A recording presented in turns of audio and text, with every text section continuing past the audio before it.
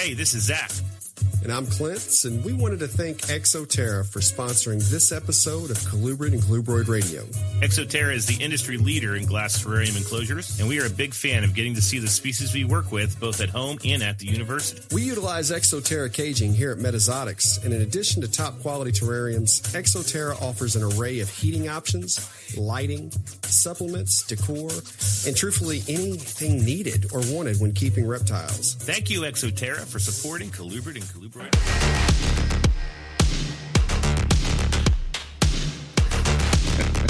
Just gave that to you for fun. Well, I feel like I'd be like, hey, Clint.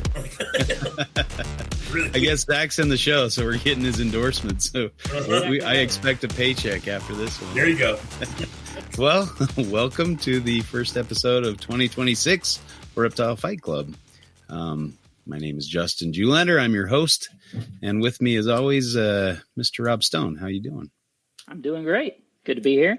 Excellent, excellent. And if you didn't hear before, we've got Zac Loughman here with us as well. The illustrious Dr. Loughman. Doctor. Thank you, Doctor. How's it going?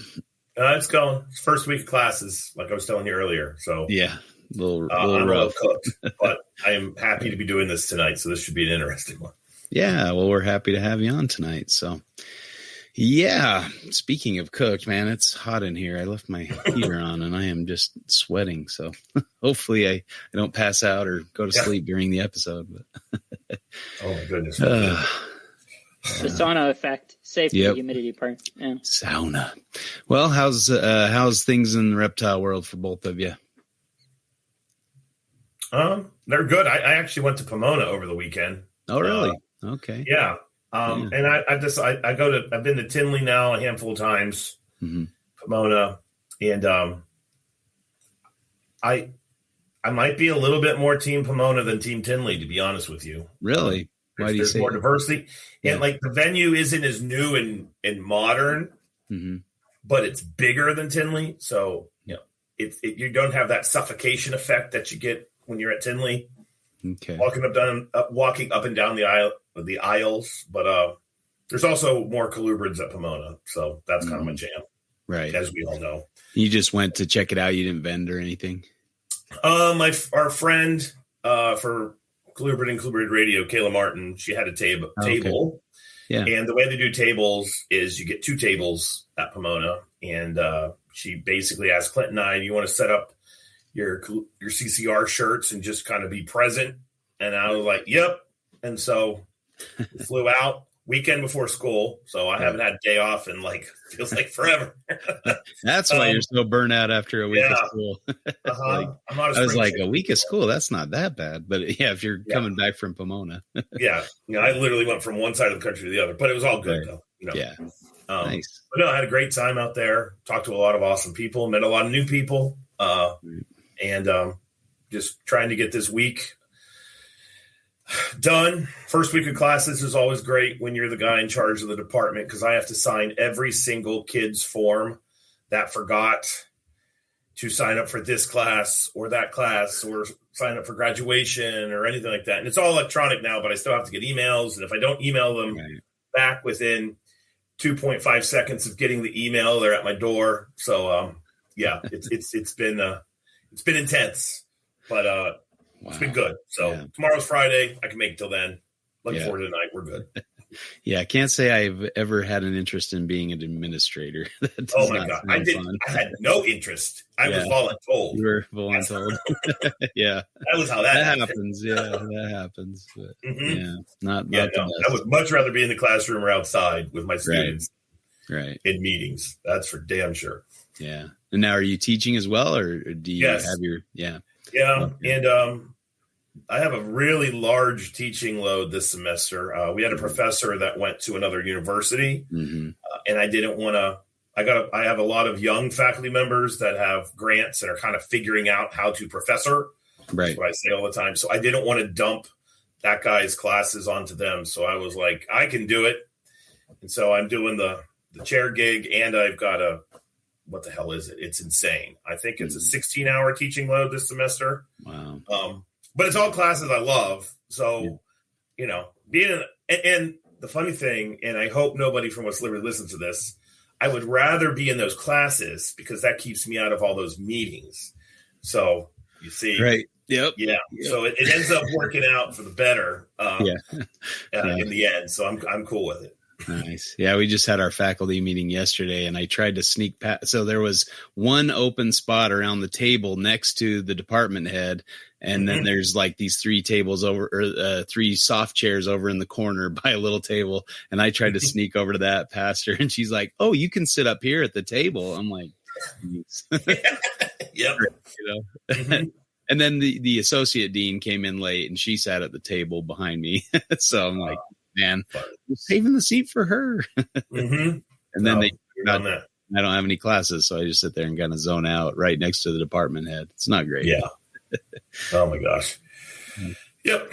Yeah. Well, good times. Yeah, it's actually starting to get some snow around here, starting to cool down a bit. So that's been good, I guess. Things have been kind of warm in the reptile room, so nice to have cool versus the 50-degree temperatures we had all last couple of weeks through Christmas and everything. It was crazy. Yeah.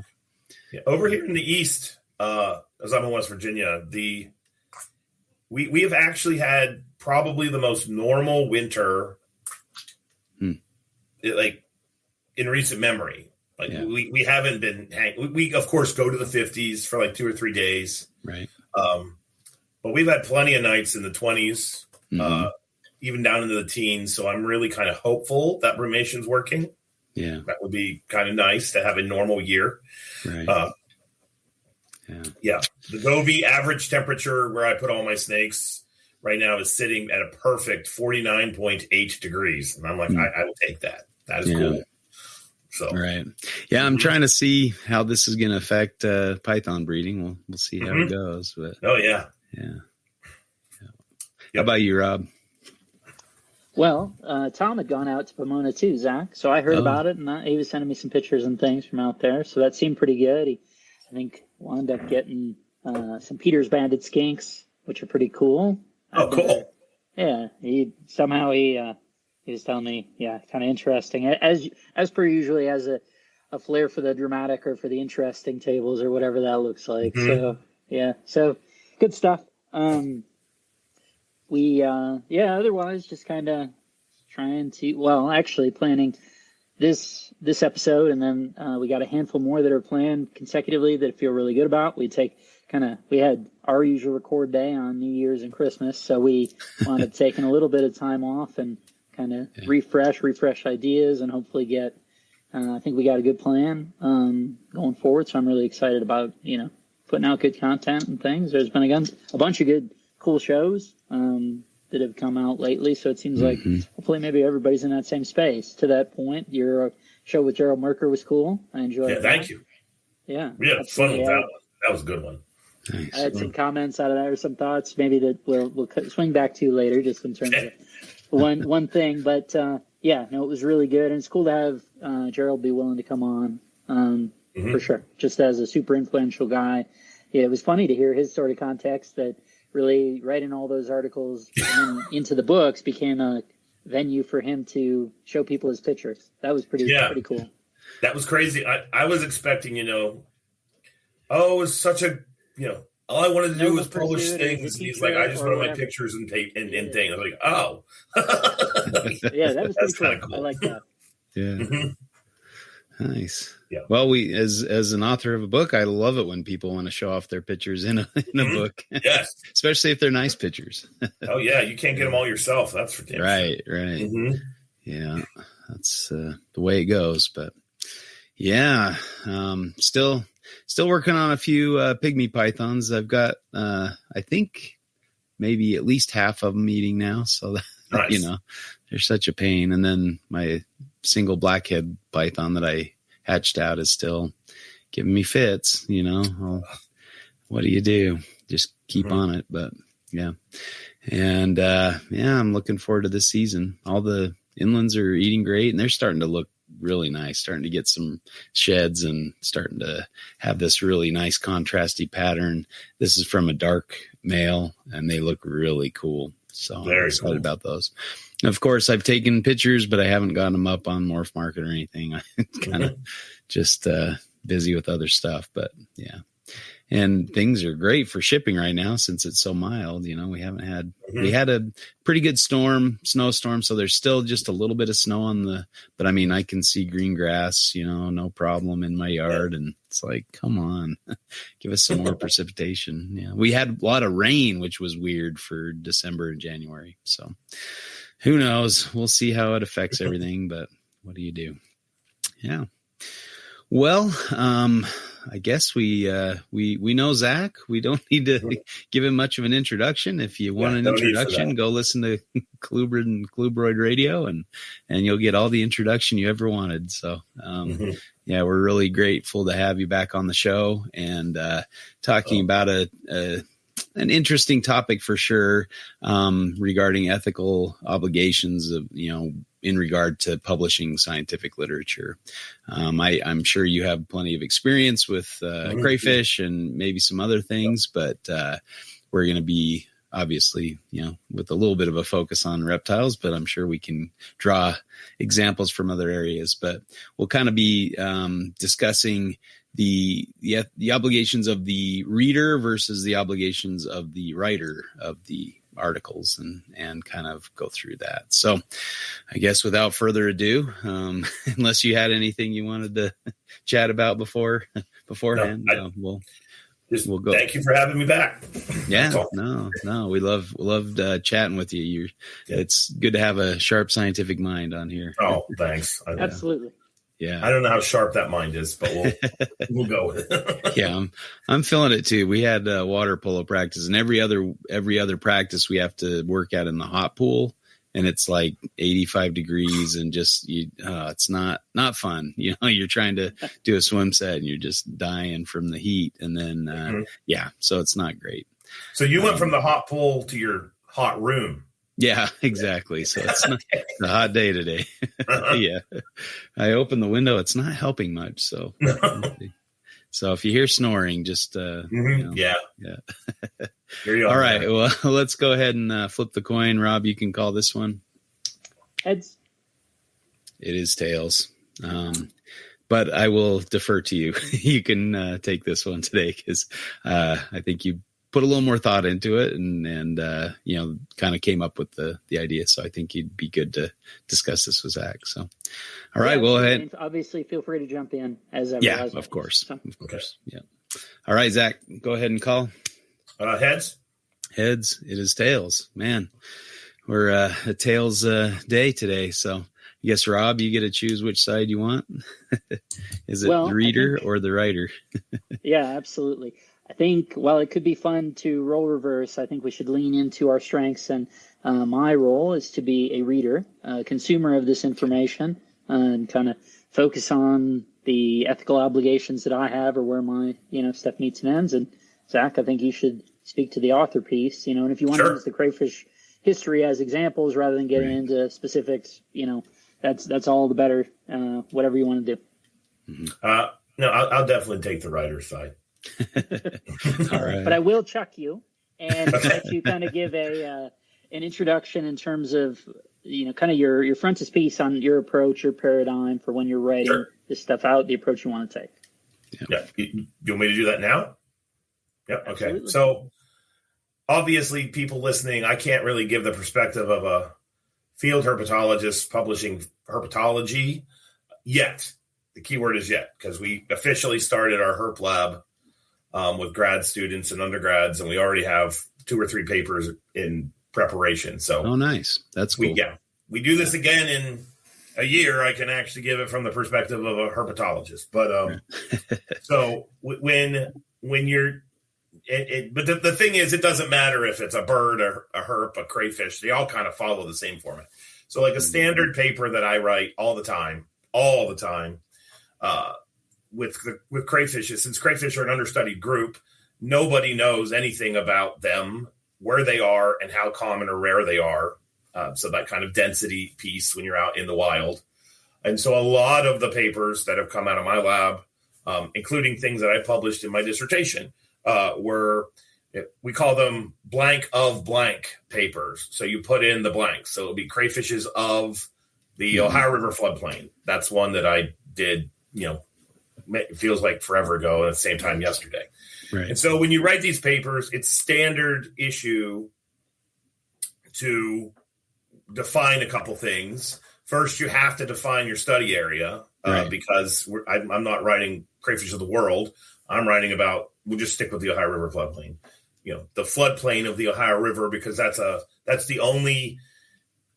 of the few, that's a better way of saying that, large tracts of bottomland / wetland forests in West Virginia, where Appalachian Mountains, montane, that's what made that unique. And obviously crawdads are aquatic, so that you get a unique crayfish community there.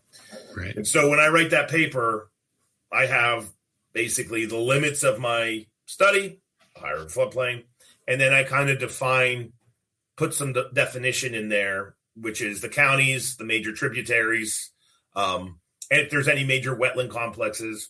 And this is all presented in a map. And it's standard issue. And I feel like it should be presented in a map.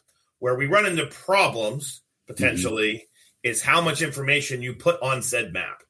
So a common practice before the interweb got to the point it is right now is we would have what we call a dot map, which is you take your decimal degrees, you plug it in the GIS, it puts a dot where you found your animal, and then you usually will have a bicolored plot. So empty circles, I looked here, I didn't find it. Solid circles, I looked here and I found it.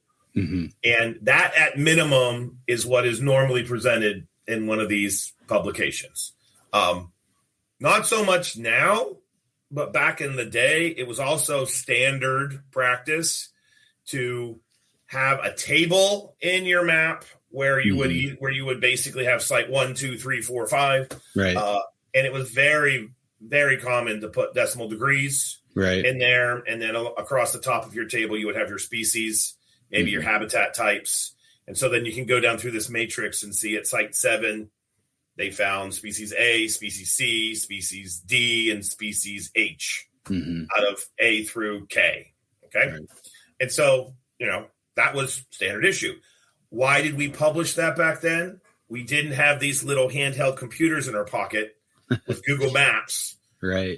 Where you can plug the freaking coordinate in and walk right to it. Like, my mind exploded as a field biologist the day I found out that I could take the coordinate that I used to have to find triangulating on a Delorme gazetteer, and I could just not only put it in my phone, but my phone is then I hit this walking icon and it can tell me how to get to it, or the driving icon and I can drive right to it. Like that was just boom.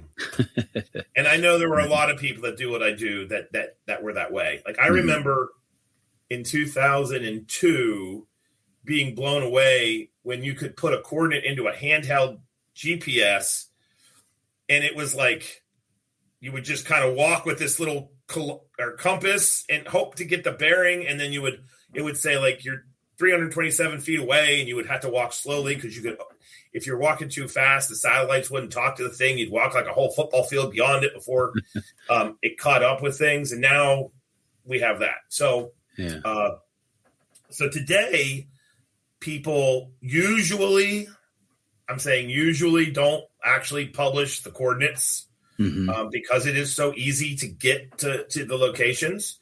Dot maps are common. It's kind of a standard practice in a lot of disciplines not to use a political map at all, not to put trails, roads, man-made things, unless that's a key part of the story. Especially if you're working with rare and imperiled taxa.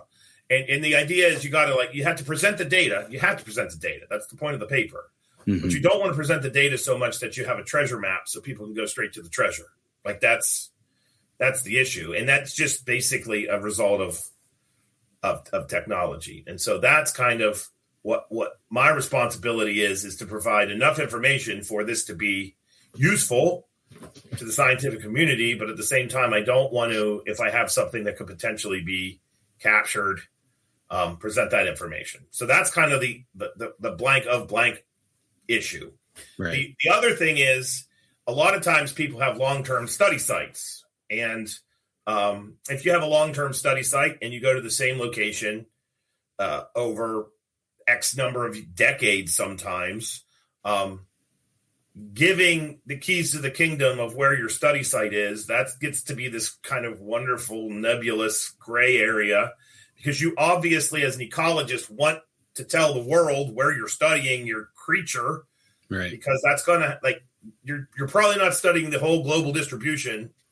So you want to present which populations you're studying, because the environment dictates the population response and the data that you're going to get. Mm-hmm. But at the same time, giving a roadmap to your long-term study site can be a disaster. And it's funny because, like, way back when in the 50s and 60s, there was a lot of, I studied this in this county. Mm-hmm. And then in the 70s and 80s, it was like, I studied this in this park on this trail next to this parking lot. And here's a map. Right. And it stayed that way until, I would say, actually, like 2005 to 2015, somewhere in that window when iNaturalist started popping up. We can put stuff into our phones and go wherever the hell we want, and everybody has a phone in their pocket.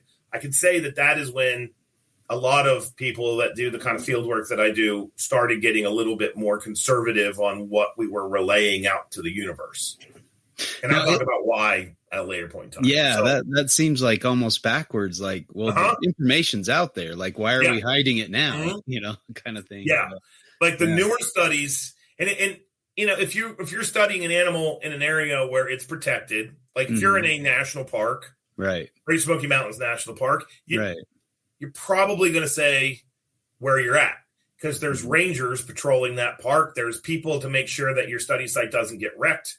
Well, unless there's a government shutdown, which we saw in Utah, where there's people out vandalizing, like, you know, ancient American sites. They're spray painting over. I'm like, what is wrong with people? Like, you're waiting for no rangers so you can go spray paint on a petroglyph site? Yeah. Like, what morons? And for the record, it's those morons we have to be worried about. Right. I'm not worried about an ethical naturalist at all. In fact, I want to celebrate ethical naturalists. You study crawdads and somebody shows up and they're remotely interested in what you're doing. You're like, oh my God, I have a fan. This is possible. Like, exactly. And they've dug into your papers to try to find out where they might get the chance to see these things. Those peeps at all. It's the unscrupulous people that, you know, want these things for fish tanks or want them to ship overseas, where there is actually a market for very colorful crayfish. Those are the people that I'm not publishing this information because I don't want them to get it. Right. You know what I mean? Right. So yeah. Okay. Rob, how about you give your perspective there? Yeah, I think that makes a ton of sense. Obviously, all that stuff, it hit into points that I was considering. I wanted to ask you about sort of the difference between kind of protections on the space, even private land versus public access generally, versus sort of, unimpinged or limited resource public access stuff. I think obviously there are different considerations there. I think there's probably different considerations just based on the species types that we're talking about, right? So I would imagine the crayfish are pretty loyal to their site, right? There is a lot of site fidelity within that. So a specific record is more useful to someone as a treasure map in that context than it would be for, a garter snake, right?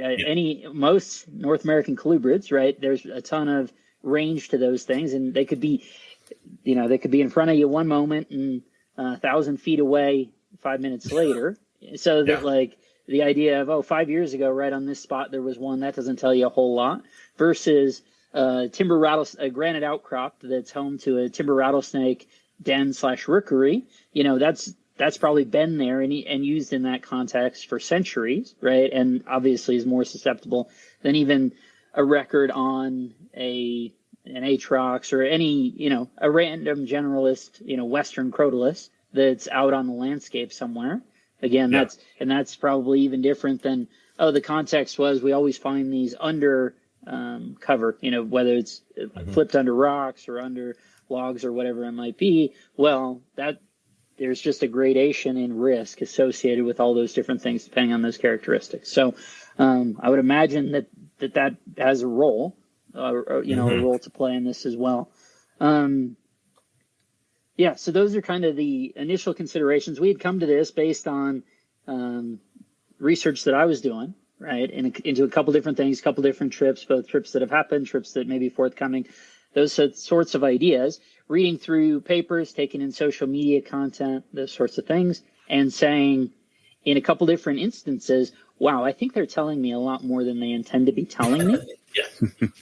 And not that I'm going to use that in a problematic manner, but it's one of those where, wow, I can't imagine this was possibly their intention, was to give me the information, the level of information uncertainty that they are giving me. And almost certainly if I were to tell them that they would be upset about it. They would have various feelings. And probably, I just figured, Zach, it'd be great to talk to you about this in that context of saying, like, okay, well, if you thought you had written a crayfish paper and you thought you had done a good job masking it, and then I walked up to you and said, hey, Zach, I made a map of your locales based on X, Y, and Z in your paper, you'd probably be frustrated about that, frustrated with me. And that was really kind of getting at that nexus, or getting at that feeling, is what I really wanted to hit on here.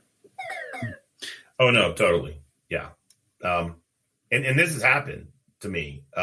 When you describe a species, there's a section in a species description. In most species descriptions across taxa share some common sections, and it's called the specimens examined section. And that's basically where you talk about, you define the organism's distribution, and then you list all the animals that you looked at within that distribution that helps you generate the hypothesis that this is an undescribed species. And it was an extremely common practice in crayfish biology anyway, to throw in the coordinates. So you would basically put like Fish Creek, Marshall County, West Virginia, comma, and then a decimal degree at the end. And keep in mind, this was before the phone. Nobody knew the phone was coming. So, because back in the day, it was very difficult to get there. Mm-hmm. And then around, and so some of the, I'm getting ahead of myself. So some of the crayfish that I described are actually very, they're cool looking. They're bright blue. There aren't that many blue animals. Right. And they're also narrow endemics. So they're basically found in 2 counties in West Virginia in this high elevation wetland system. And with those, put the coordinates in, and next thing you know, papers published, Jay. And it was a couple years later, I went to the type locality, which was in a state park, which makes it even worse. Mm-hmm. And this is a burrowing species. So this isn't one you flip rocks over and kick in a kick net. This is one you got to find little chimneys.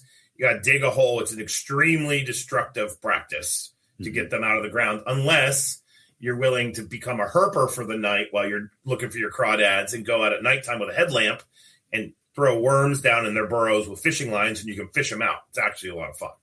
And so that's what my students and I did, so that we weren't obliterating the colony. Well, when I got to the site to check up on them, about somewhere between a third and a half of it looked like somebody had buried dynamite in the ground and let it explode. And what had happened is there are actually, shocker, people that go out and collect crayfish for their tanks, and they want the pretty ones, just like people want a mountain king snake over a dirty chain king snake, even though I want the dirty chain king snake.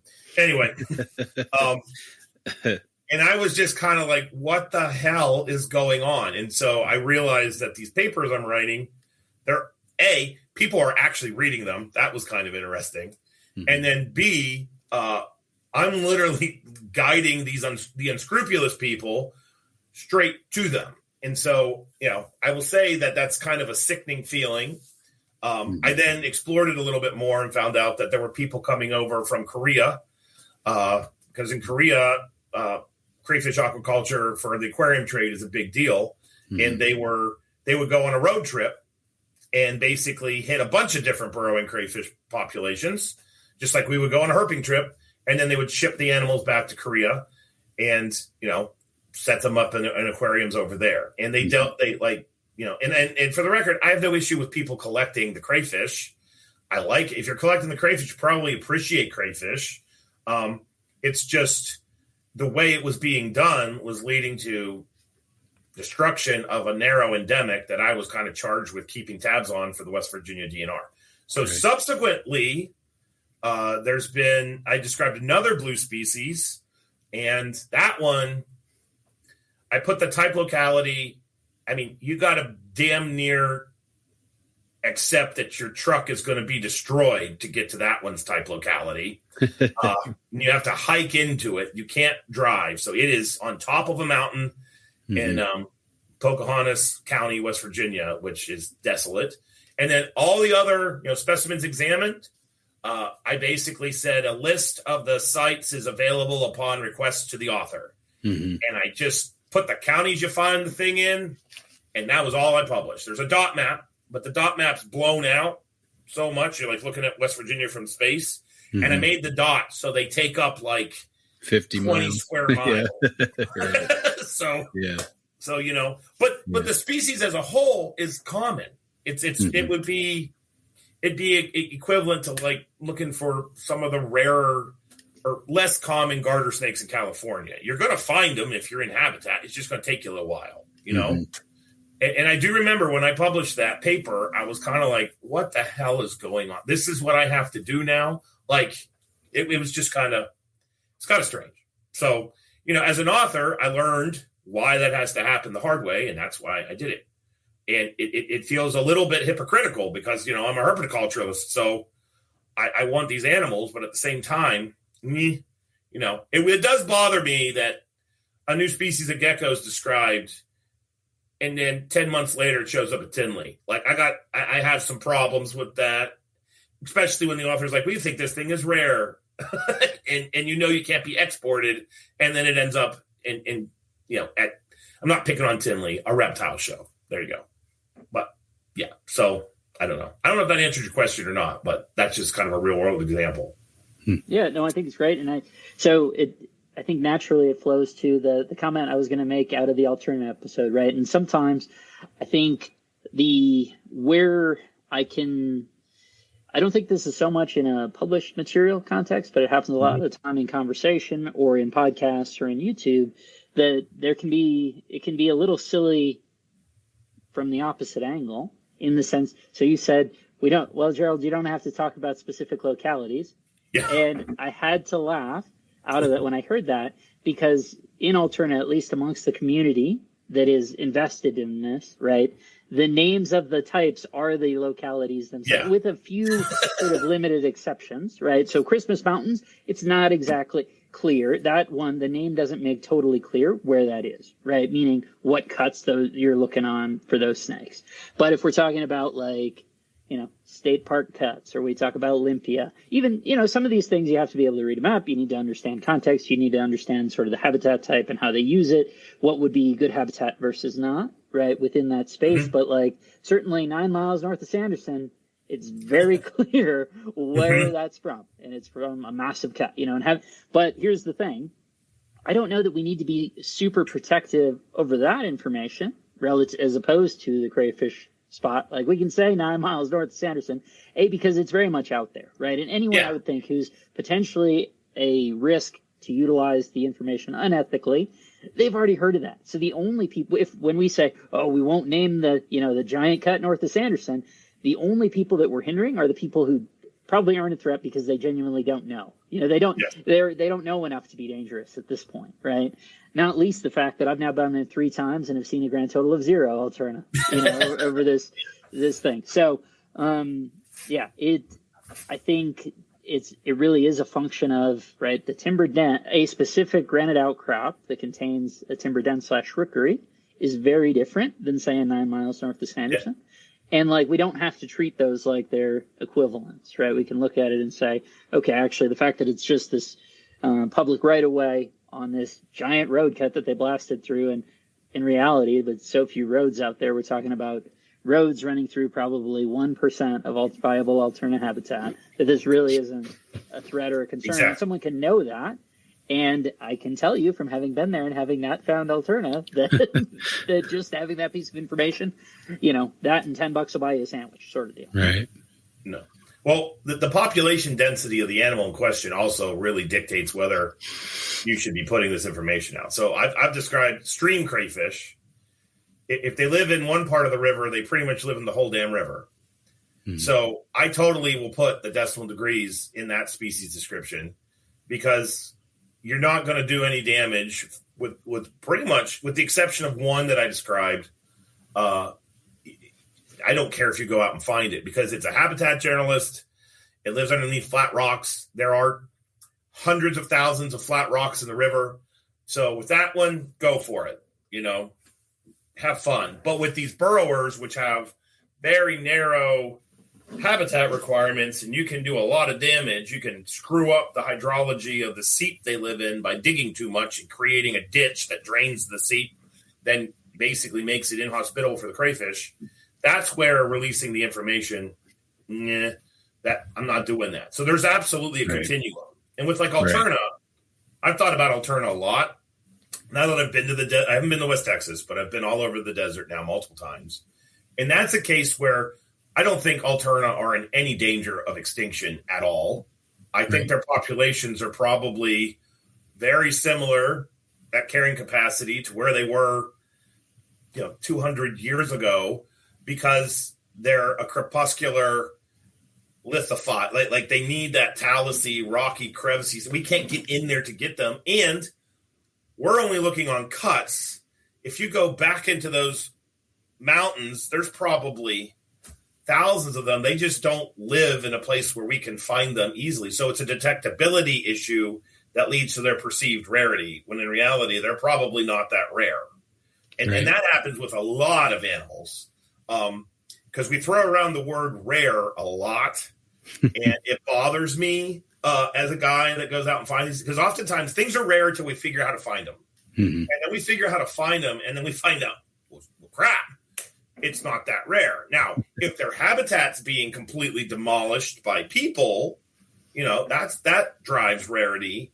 Mm-hmm. But when you have large tracts of natural spaces that aren't really being impacted that much, and we need to preserve those as much as we possibly can. The species that live there, there's a high chance that it's perceived rarity and not actual rarity.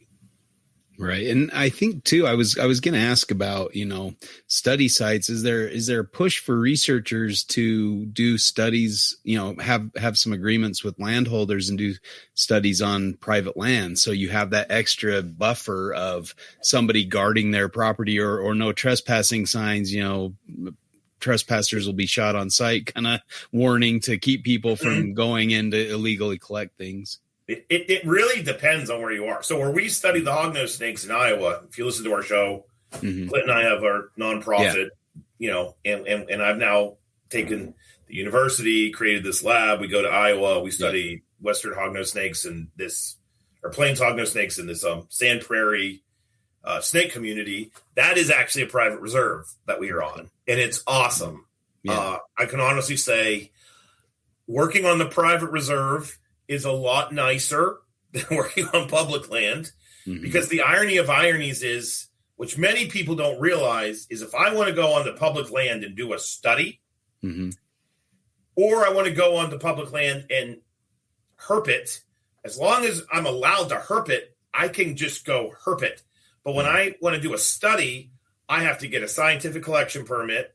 I have to, let the National Forest, which is probably what it's going to be, the headquarters know what I need to do. I need to submit a study plan. I need to get the study plan approved. I need to give a duration of the study plan.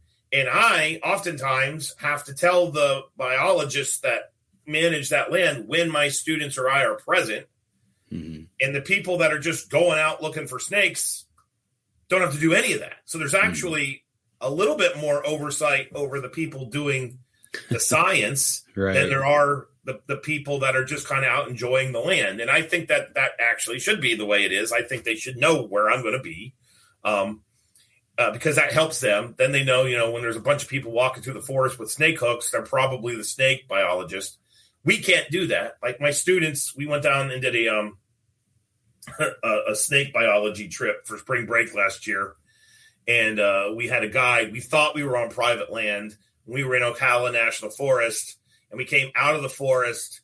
Every single person had a stump ripper in their hand. Mm-hmm. That was an interesting 20 minutes in the parking lot. So, so you can't necessarily run amok, but there's way more oversight when you're doing the actual science than I think people realize. Right. And that's why the private land stuff's great. You still have to get a state collecting permit no matter where you are. Like for Iowa, we have to get the Iowa DNR to sign off on what we're doing, even though we're on private land. But once we get that, we work with the industry that manages that space, and they tell us what we can and cannot do. And 9 times out of 10, industry, they have this space because this is their kind of environmental contribution. There can be much easier to work with because they want to be able to say, we're managing this space. Yeah. We have this project, this project, this project, this project. Right. So don't ignore what we're doing to the land. See all the good things we're doing. Yeah. A little bit of what we call greenwashing. That totally happens. Yeah. Yeah. I was fortunate. My brother's wife's aunt has access to one of those private areas from Kennecott copper mine in Utah. And so, these wetlands. And so we were the only people out there birding, and there were all these cool things that I hadn't seen before. So it was kind of nice. Yeah. When you have that access, but that's not common, a lot. Yeah. We were the only ones out there for that time. Yeah. She was kind of the steward of the land, but I think she was kind of an activist. So they're like, okay, will you take the, kind of help us out here and you can manage it and make sure that, things are go above board. You have to honor fences when you're in those kinds of properties, which I when you're running around with a bunch of 18, 19-year-olds that are super enthusiastic and the snake goes over the fence or under the fence, to them, that's just a barrier. And I've literally dragged a student off a fence and been like, stay on this side. Right. Like, if we go over there, we're going to lose our privileges. You know what I mean? We had that in Texas. My first, our first Ornatus, the black-tailed rattlesnake in Texas there, and it was across the fence, but I reached my hook over and put it on the road, took our pictures, and then put it back over the fence where it was. My first hognose that I got in Colorado was that way. Yeah. And I did kind of figure out that you can catapult a hognose a fairly far distance with a snake stick when you're excited. So anyway, but that's kind of how this all works. So it's way more nuanced and complicated than people realize. Like, you all can come to West Virginia right now and pick up a crawdad out of any river, put it in a bucket. I can't do that. And I'm the freaking crayfish expert for the state, writing the book, Crayfishes of West Virginia, because I'm a scientist, which means I have to turn in a study plan. I have to turn in, all the animals I catch. I have to turn those in. I have to pay for a scientific collecting permit. Yeah. It's not, you don't get any privilege as a scientist. I will flat out tell you that. Yeah. Well, and I think there might be, there's some historical issues that probably are a result of that, because they over collected a site, gathering specimens to do their study or whatever. And then all of a sudden now you can't find them there anymore because they collected too many, and they didn't know they were over collecting at the time because it was a new population or whatever. Yeah, The other thing that really killed me is they were doing a study at my university on banded geckos, from southwestern Utah or somewhere. And they had like probably 50 of them, or, maybe 100 of them in their study. And they brought them out of the wild into captivity to do their study in a controlled setting. But then after the study was over, they had to euthanize them all. I'm like, you've already taken them out of the wild. Just, give them away as pets or something. But I guess you don't know if a disease manifested itself. Yeah, I wasn't suggesting they should rewild them, but at the same time, like, give them to the kid down the street,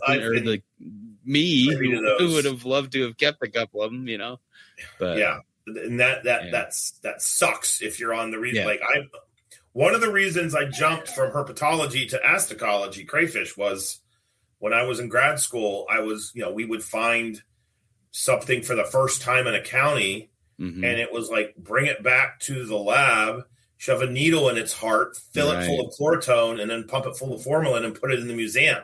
Right. And I Yeah. was like, what? I was like, Yeah, you that's know? one of the things that kept me from going down the herpetologist pathways. I Mhm. didn't want to kill herps. Yeah. Like I wanted to study them and enjoy them. And so now I There get was to this do one that. in my time when I was spare getting my master's in the herp lab, I found a wood frog in a new location, and I was like, damn it. And they didn't want to kill it. And we were driving around, and I drove around an extra 2 hours, and I finally found one that was smashed on the road that there I you could go. peel off the road that just had Right. enough bits left to be identified as a wood frog. And I was like, okay, this one's going back, and I let the first one go. Yeah. And it's funny when you Right. see herp collections, oftentimes they're just pulverized animals in there because, DORs, that serves a purpose. You can get tissue from the DNR. You got a diagnostic Right. character. Right. There's a couple snakes in Marshall University's collection where I peeled them off the road, and then that night I skinned them and threw the carcass away, and that freaking milk snake skin was in a jar in the cooler where all our food was until I got back to Marshall to put it in the collection. So Right. because I'm happy to say I didn't kill. I killed a couple frogs. I killed a couple salamanders, but no turtles, snake. I couldn't do it. There's no way I could do that. Right. And you'd almost these days, like the photos you can get, are diagnostic in a good way. And I mean, I see that there is value in having those specimens preserved somewhere for, future studies or, whatever. But at the same time, like how many do you need? Maybe, for a, holotype or whatever. Yeah. Collect those. But for the others, grab pictures. Cause I don't know. I was at a visitor center in Western Australia, and they had a rosen snake, in a jar, like as a specimen from a museum with a little tag and a little thing around its neck or whatever. And it was labeled as a Stimson's python. And I'm like, that's not a Stimson's python. That's a rosen snake, a little, semi potentially dangerous, elapid, not a python, and I'm like, yeah, they kind of have a similar pattern, but this is absolutely, no, our scientists have identified this, this is from a museum collection. They wouldn't get that wrong. And I'm like, well, they did, so I think a lot of times, and I'm, faced with that when, writing these books, and I'm looking to see, where populations are, and you see these records from the 30s or 40s or 50s or whatever, and there's no photo, there's no, you just have like a dot on a map. Do you trust that? Did it? The other great example is Perthensis, the pygmy python, or anthill python, where they called them Perthensis because the specimen was collected, shipped down to Perth, and then that was used to describe it. And they said, well, it must have come from Perth because that's where the specimen was. And so they called it Perthensis, even though they don't occur anywhere near Perth. And so, you run into those kind of issues as well. And, did the scientist collect it, and was he on a trip? And then he's like, oh crap, I forgot to get I'll just say it was from here, or I think I got it there, I can't remember. I forgot to write it down. So, I think that can happen. I've got a bunch of notes from a trip I did where I found a bunch of Perthensis, and I Very cool. logged the, location where I was, but then I've lost those notes. And so I'm like, okay, where did I see those? I can't even include them on my own range maps in the books I'm writing, kind of thing. So it's like, those things happen, and no, it's not a perfect, no thing. And there's also some times where, people will say, well, we found this here, but it turned out to be something different, or, that kind of thing. And then, but that gets perpetuated because they get cited by, future writers go back and say, oh, well, they said there was a record here. And then it turns out that original, record was garbage. wrong or didn't come from that area. So then you have like, well, they did find this one specimen here for 20, 50 years. They're saying the same thing, but it's not real, so it's like kind of a, now, I mean, I can't, I tell my students, I really have a hard time calling this thing a phone because it's so much more than a phone now. But there's an app that we use in the field to kind of avoid all that from happening now. It's totally, it's made all my training from 2003 completely irrelevant. Yeah. because I was, taught that you do field notebooks and a Right in the Rain notebook. There's literally one right here. Like, right. Because they're non-destructible. And then when you get back, you scan the notebook as soon as you can. And then you do everything, like you put the notebook in a fireproof safe because your whole freaking life is in this notebook. And now there's this app called Survey 123, which you can use for any organism on Earth. And it basically is a way that you have your phone, you don't need Wi-Fi, but you have your GPS in your phone. And then you have your data sheet, which used to be a freaking piece of paper. It's embedded in the phone. You download it and you can fill in all the relevant data that you would. The awesome thing is you can take a photograph right then and there. And then that photograph gets linked to that data sheet. Yeah. And then as you're driving around, as soon as you hit Wi-Fi, boom, sends it to the cloud. And now all this data is, in a place where our absent minds can't lose it. And you also have that photograph. And so what we started doing is with the rare crayfish is we don't preserve them. I am responsible for, and I'm not proud of this, probably 2 to 250,000 crayfish have been pickled by my students because of me or me. Because you can't name a species without the animals, and it's very hard to measure a crawdad with its claws. Like they don't like that. So a dead specimen is easy to do. So we would limit the number of animals we would take, or if we're in an area and the species are common, there's a lot going in the jar. That's all I got to say about that. Yeah. But now we don't have to necessarily do that. Now you get the photographs in the field. You take a little bit of tissue, you put it in a DNA cuvette, and then or tube. You just that's the only area where there can be fault with the technology because it's the only human part is the tube. Right. And it's amazing how you can screw that up. So anyway, but we don't have to necessarily kill the animals the way we did in the past, which is nice. Yeah, I would say that. So right, but that data being available in open source, I don't know. One of the funny things is I was working with one of my colleagues, and he emailed me and was like, Zach, will you share your records for this crayfish atlas I'm doing? And I was like, sure. And, I thought, book, atlas. And it's online. Yeah. And my entire district, like the entire state of West Virginia, including all those rare blue crayfish that I went to great lengths to hide. Right. You can go to the website now and look on Google Maps and get exactly where they are. So, it's all open source. Right. And it's actually worse than iNaturalist because iNaturalist, you can do the thing where you distort the record. Yeah. These are the legit coordinates I gave him.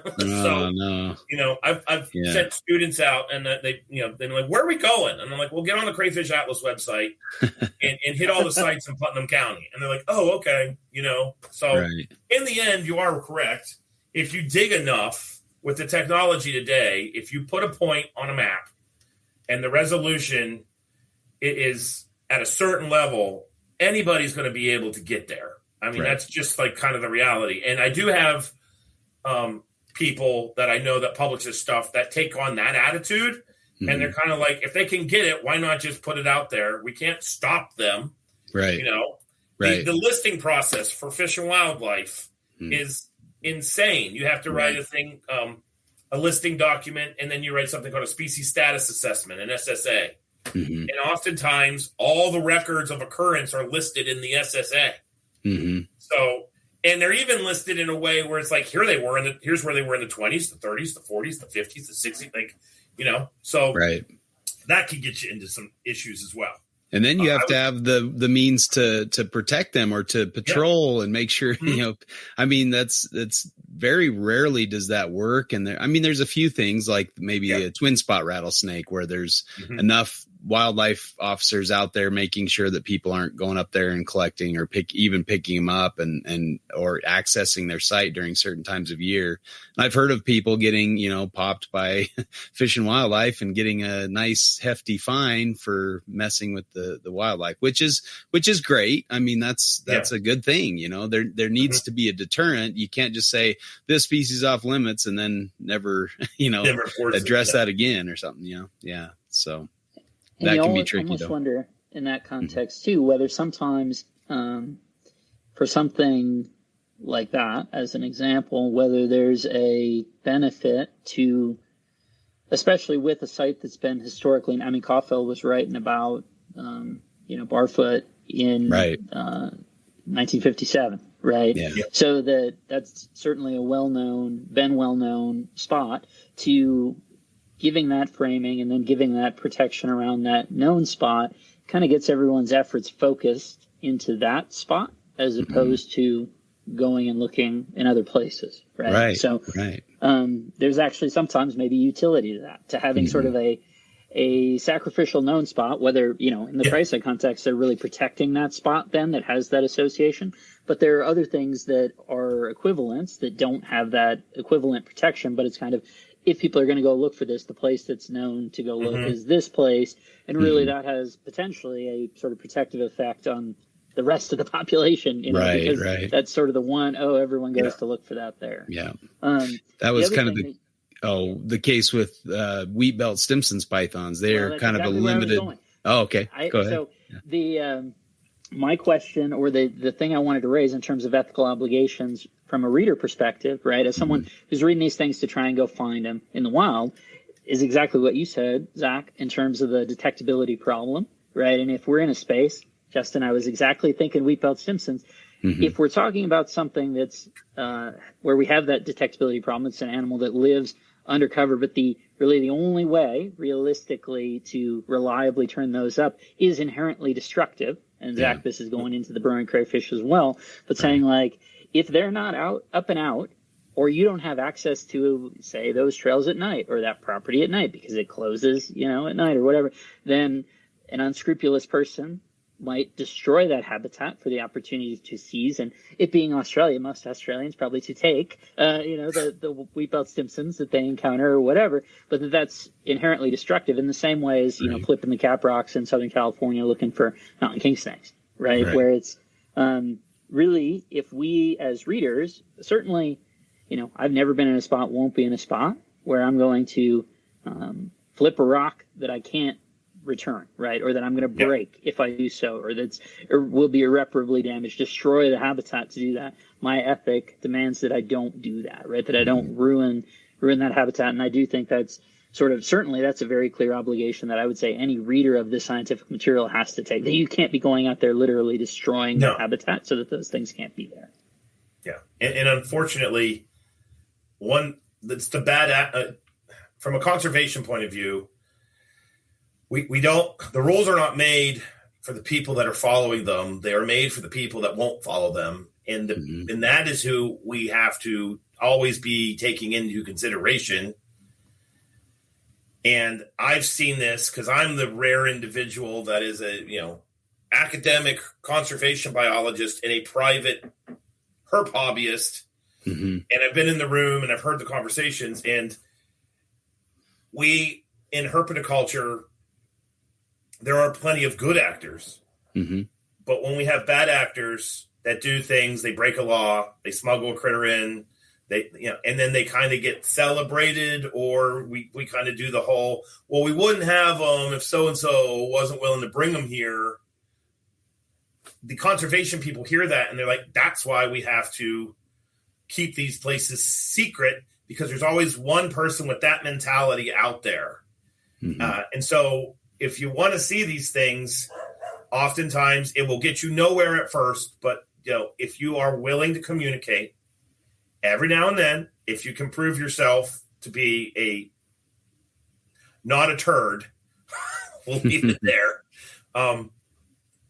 You can actually potentially get volunteer status to help on surveys and things like that. A lot of people don't realize that like me, I've got all the fancy letters behind my name. But I also have this podcast. I'm in the private herpetoculture space. I get shut down. First time I tried to get out to look for hognose snakes, I reached out to an individual at a state who remained nameless and said, I'm writing a book. It's on herpetology and herpetoculture hognose snakes. I really need to see these things in the wild. Is it okay? Like, what would I have to do to get the permits to go look for them? And I was essentially told by the state herpetologist, pound salt. So he didn't see college professor, conservation biologist, PhD. He saw herpetoculture guy, potential poacher. And as a conservation person, I'm actually not upset with him doing that. And that's like the dirty secret, because I knew, okay, round one, he wins. Now I'm going to wait a week or two, and I'm going to change my approach. And once I was able to get through, hey, I'm not who you think I am. I give a crap about these things. Now we're on a first name basis, and I got told. Now, granted, I don't think it's going to happen to the average person because I've got the credentials behind my name. Right. And and I'm not saying that I'm all big and bad because I have them. I'm just simply saying those do kind of matter whether we want to admit it or not. But if you kind of go with a herp society, or you find a friend of the person that can do the introduction, or, you even talk to the freaking biologist, I'm going to flat out tell you something. Snakes in particular, they are an absolute bitch to study. There is a reason why this guy was doing his master's degree on snakes and then was like, no, I'm not doing this. Crawdads, here I come. I flip a rock and I find 8 of you. I put in over 1,000 hours to find the first eastern hognose snake of my thesis. Okay. So having more eyes out there to help find these animals in certain situations, it's a good thing. Yeah. There's places in Ohio, for instance, where they have snake days, and you can actually go out with the biologists during the snake days. And that would be a really good opportunity for you to introduce yourself, show the world you're not an unscrupulous person. Had to catch myself there. And you end up being a volunteer. And the next thing you know, you can go look for these things with the biologists when they're doing their surveys, because in many instances, we want the extra eyes. Right. And like I said before we came on, I know lots of people that have really fancy letters behind their name. They can't find anything in the woods, and they trip over their own feet, and they're actually scary to have in the field. Kind of like, are you going to break your leg now or later? Right. And meanwhile, I know plenty of people that don't have any letters behind their name, and they kick my ass as a herper. You know what I mean? I want that guy helping me or gal. That's nothing. My sample size is going to go up. I just got to make sure that individual is legit. And that's it. And another story, just to kind of drive this home, the scientists are also being governed, which I don't really think people understand. So in the crayfish world, I'm the species expert for 2 species that are federally protected. So when the reports come in, Fish and Wildlife will send them to me, make sure the identifications are correct. I get funding from them to answer key questions to get these animals off the list. And so I got this grant to do a population genetics study, because we're going to propagate this crayfish to release, and we have to understand the haplotypes, so the population level genetics. And so I have a federal permit to do this work, and I asked the field office that I work out of, I said, on my permit, it does not have gathering genetic samples. Do I need to put in an augmentation for my permit to have that added? And the person that read it, who was helping me with the funding, said, no, it says that you can perform biological activities with the crayfish. It's vague. Okay. So I get the grant.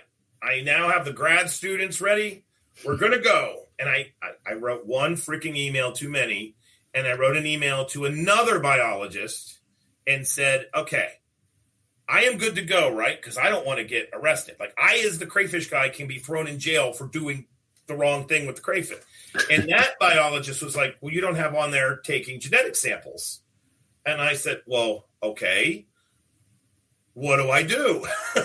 This whole grant is based around genetic samples. To make a very long story short, It took 17 months for me to get the permit changed. 17 months. The project was only 30 months. So you see what I'm saying? Like, I can't go and do this. And I'm the guy that they lean on to do this. So we had to actually make arrangements for a biologist, which was really awkward because it was my former student. We called him Permit for the weekend because he was our living, breathing permit, because every fish and wildlife biologist at this, they didn't need, they were a permit. And so my former student went with us on the trip, and, he served as the permit. And then after we got done with the field work, we got the permit back. And I'm literally the scientist that's doing this work. So a lot of times I feel like in herpetoculture circles and herper circles, there's this kind of like, well, they can do anything. And we are totally under the thumb, way more than people realize. And then in that instance, what was even worse was I was getting like these bi-monthly emails saying, we need a status assessment. You're not turning in what you're doing. And I'm like, I'm not doing anything. You won't let me. Like, you know what I mean? I have nothing to update. I'm stuck inside until I get this, my permit augmented. And now, of course, the permit's augmented. We learn from our mistakes. Right. And we're good to go. But like, I don't, and that's me. So, it also depends on like where you're getting funding sometimes. Cause I remember we got some funding sources where you'd put in your proposal and then you'd go to do the studies. And if, you along the way, you're like, oh, well, maybe I didn't think that through well enough. And I'd like to restructure the study. Oh no, you're locked into what you proposed. You will do what you said you would do. And you're like, well, we're going to be wasting your money because I realize this is not the best approach through, other studies. And so, that can be kind of crazy too. So it depends on who you're getting funding from sometimes too. So kind of crazy. I don't know. Yeah, we do kind of think that a little bit, I think, as the layperson, like, oh, the wildlife biologists get access and they're kind of like flaunting it in our face, oh, look at all the stuff I got to find. And we're like, so like when you've gone through all that heartache, getting the permits, staying within the bounds of the permits, getting the permission, getting the study site, making sure you got the permits again, you got permit A, permit B, permit C, you got to tell the people you're going to be on site. You then get a study that's working. You're finding animals. You got this badass, study after 5 years of work. And then you roll up on your site and there's 4 people with snake hooks, flipping cap rocks and jabbing into crevices. It definitely makes you territorial, because if they were to, you got to assume the worst to protect your research. Now, once you know that's not happening, you can relax. But I'll flat out admit there have been a couple studies, weren't snakes, they were crayfish related, where I saw people flipping rocks trying to get bait, and I was ready to throw down because I had animals out there with transmitters that cost a couple $100, bucks a piece. And I know people are going to pick that up and be like, "What's on this thing? Is this like an alien?" It is West Virginia.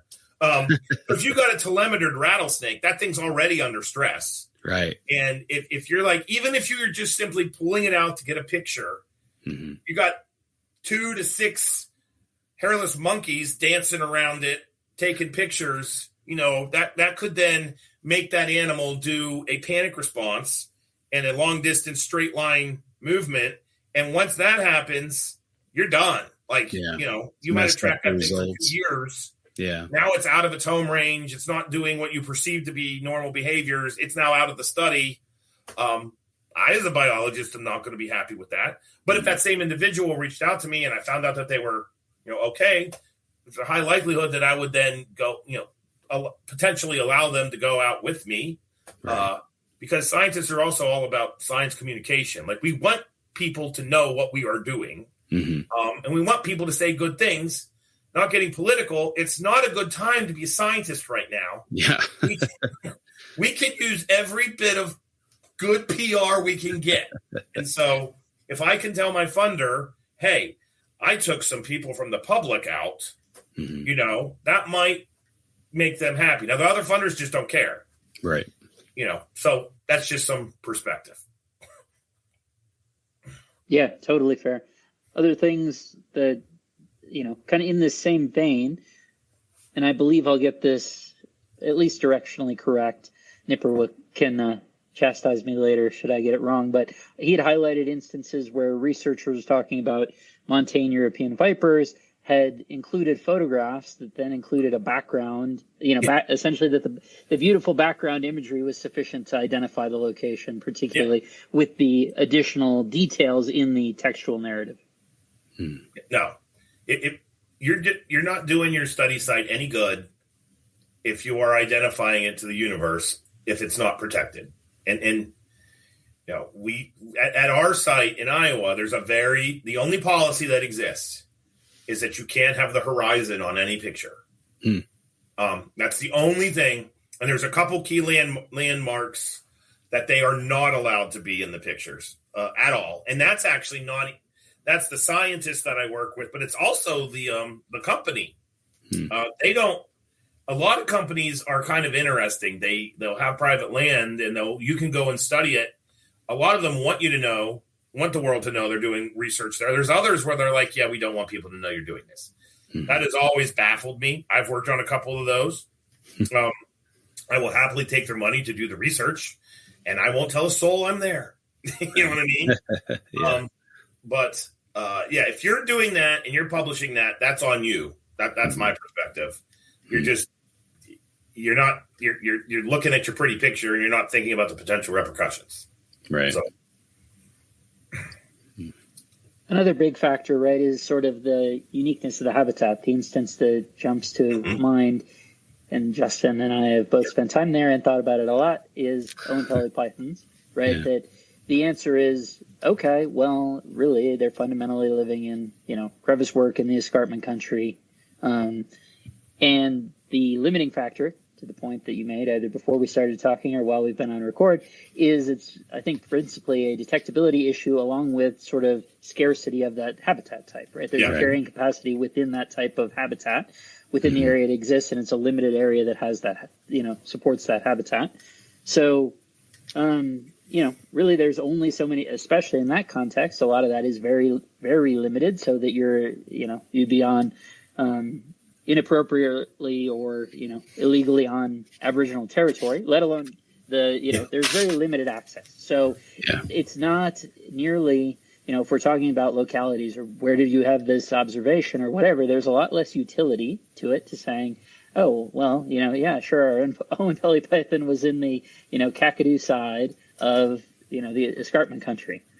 Or it could be even much more specific than that, and it's really not going to help you all that much, right? Yeah. Because those are, to your point, those are the only places they would be. And we even see this, I know we had this conversation on the show a little bit, and then Zach, I know you had commentary around it as well, and I'd like to include it here if you're game, was the idea of there's a lot of discourse around HerpMapper being vastly different from iNaturalist in terms of sort of the level of granularity, right? That if we're talking about HerpMapper, that it only goes to the county level, whereas iNaturalist could be a pinpoint locality if it's something that's within that jurisdiction. So, right, if it's listed as threatened or endangered within a state, then there are no pinpoint records. It's automatically obscured, or people can choose to obscure it, or they can have it be a private location entirely, depending on their preference and how they input the record. But just for clarity, if something's threatened or endangered within that state, so Atracodatus or Horridus within Florida, all of the records are automatically obscured. Within Georgia, they are not, because they're not marked as a threatened species within Georgia. So there are pinpoint records. If you look in Georgia, they're not in Florida. But sometimes HerpMapper and iNaturalist are not all that different. Or if we're talking about something with an extremely limited range within a given county, right? Any of those coastal Florida county things, Florida's been super developed, especially in those coastal areas for the most, in the bottom half of the state. So that if it's a record there, okay, sure, you can say that county, but there's only one or two places realistically that could be. Right. Oh yeah.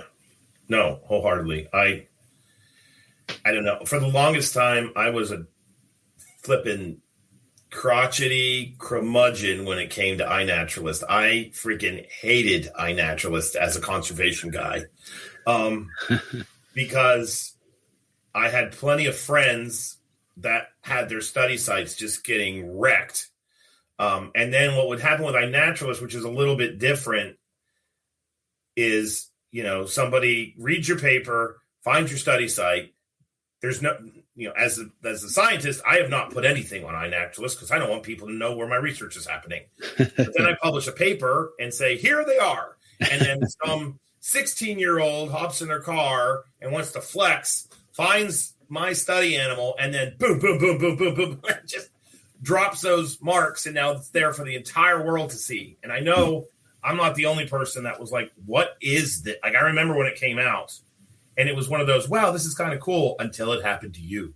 Like, that was, and that's where, I think that's actually where you can distort the record kind of thing.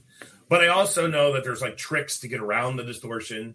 I didn't realize what those tricks were. We're not going to talk about Zach. Yeah. We're not going to talk about that. Once you're in the club, no, there's no. Yeah, no. Well, I had a couple grad students that were like, no, this is how you get around it. And I'm like, what the hell? And sure enough, so I don't know. Well, I mean, there is one that's it depends. We'll have to talk. We'll chat offline. We'll take this offline. Yeah, but I'm going to throw that out there. But there's one that tricks you. But I would say that there's not a. If you think that you're seeing sort of a true and accurate record based on that, an exact pinpoint, that's not correct. I've made that mistake. I know what that is. I can explain that to you. But directionally, absolutely, there. If you understand algorithms and how they work and things, sure. Look at enough records and you'll have some ideas for sure. Yeah. I'm a fan of Herp Mapper because one of the guys that invented it is one of my people that I work directly with in Iowa. And, he is extremely conservation minded. And that's why it just pops up at the county level. And there's a lot of people that say, well, where's this data going? I don't have access to this data. And I can honestly say you can get access to the data. You have to go through the Herp Mapper team. But a lot of good has come from Herp Mapper. Like damn near every state uses Herp Mapper when they're doing these things called their state wildlife action plans, their swaps. And here's where herpers can actually do some good, because a lot of species that are state protected, and if you're in your car, I just used air quotes, what they really are what we call DD, which is data deficient. So the default is to protect it, put it on a no-go list until we know it shouldn't be on the list. So if we got a lot of herpers out there and you're finding these animals and you're using Herp Mapper, you're adding all the data that then might make that animal so it's not state listed, because you're doing this as a passion project. You're going to do get far more records than the actual state herpetologists are, because they have to do all these reports and stuff. And I can tell you that information shared, a lot of people, I've heard criticism where like, well, the Herp Mapper people are just hoarding it all for themselves. I can absolutely assure you that's not happening. And it's getting to the people that it needs to get to. And they, they're rather proud of the fact that some species have been downlisted because of the records that came from the herping community. And then other species were uplisted. They were listed as a state because we've got all these trained herpers out there, and they're not finding these things. So they might actually legitimately it might go beyond a detection probability issue. They could actually be rare. So that's where using Herp Mapper over INAT it might be a little bit more advantageous for all the herpers listening to this, because I can flat out tell you, you want to make a difference. You want your data to actually get to the hands of people that will use it. It's getting to the hands of people that can use it. So there you go.